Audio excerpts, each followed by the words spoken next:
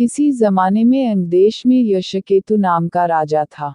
उसके दीर्घदर्शी नाम का बड़ा ही चतुर दीवान था। राजा बड़ा विलासी था। राज्य का सारा बोझ दीवान पर डालकर वह भोग में पड़ गया। दीवान को बहुत दुख हुआ। उसने देखा कि राजा के साथ सब जगह उसकी निंदा होती है, इसलिए वह तीरथ का बहाना करके चल पड़ा। चलते चलते रास्ते में उसे एक शिव मंदिर मिला। उसी समय निच्छिदत नाम का एक सौदागर वहां आया और दीवान के पूछने पर उसने बताया कि वह सुवर्णद्वीप में व्यापार करने जा रहा है। दीवान भी उसके साथ हो लिया। दोनों जहाज पर चढ़कर सुवर्णद्वीप पहुंचे और वहां व्यापार करके धन कमाकर लौटे। रास्ते में समुद्र में एक दीवान को एक कृल्प वृक्ष दिखाई दिया। उसकी मोटी मोटी शाखाओं पर रत्नों से जुड़ा एक पलंग बिछा था। उस पर एक रूपवती कन्या बैठी वीणा बजा रही थी। थोड़ी देर बाद वह गायब हो गई।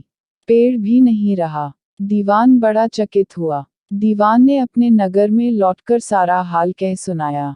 इस बीच इतने दिनों तक राज्य को चलाकर राजा सुधर गया था और उसने विलासिता छोड़ दी थी।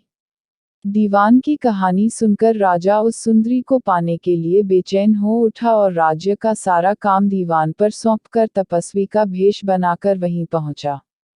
पहुंचने पर उसे वही कल्प वृक्ष और वीणा बजाती कन्या दिखाई दी। उसने राजा से पूछा, तुम कौन हो? राजा ने अपना परिचय दे दिया। कन्या बोली, मैं राजा मृगांकसेन की कन्या हूँ। मृगांकवती मेरा नाम है। मेरे पिता मुझे छोड़कर न जाने कहाँ चले गए। राजा ने उसके साथ विवाह कर लिया।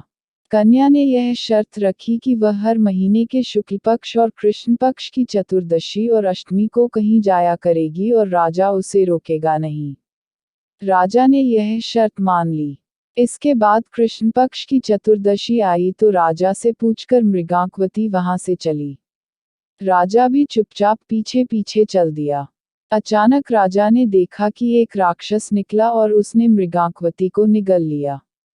राजा को बड़ा गुस्सा आया और उसने राक्षस का सिर काट डाला।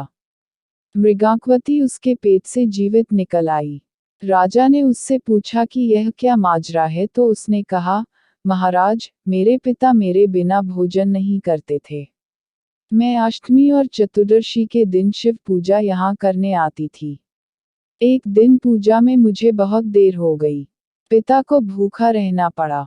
देर से जब मैं घर लौटी तो उन्होंने गुस्से में मुझे शाप दे दिया कि अष्टमी और चतुर्दशी के दिन जब मैं पूजन के लिए आया करूंगी तो एक राक्षस मुझे निगल जाया करेगा और मैं उसका पेट चीरकर निकला करूंगी। जब मैंने उनसे शाप छुड़ाने के लिए बहुत अनुनय की तो वह बोले, जब अंगदेश का राजा तेरा पति बनेगा और तुझे राक्षस से निली जाते देखेगा तो वह राक्षस को मार देगा। तब तेरे शाप का अंत होगा। इसके बाद राजा उसे लेकर नगर में आया।